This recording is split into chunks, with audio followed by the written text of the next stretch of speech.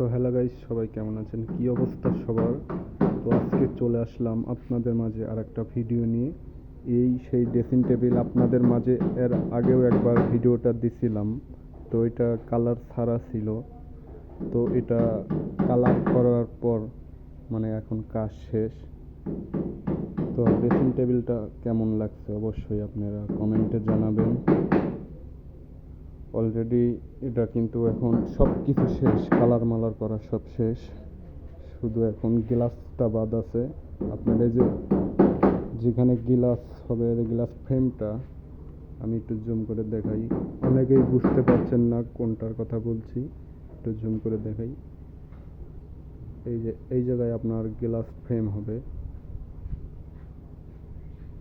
তো শুধু খালি ওটাই বাদ আছে। আর নিচে আপনার ডয়ার আছে দুইটা, একটা পাল্লা।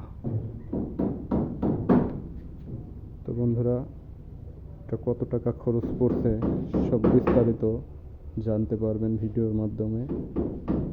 যারা আমার এই ভিডিওটা দেখছেন অবশ্যই পেজটি ফলো দিয়ে আমার পাশে থাকবেন। তো এটা সম্পূর্ণ খরচ পড়ছে আপনার 25,000 টাকা, কালার মালা সহ।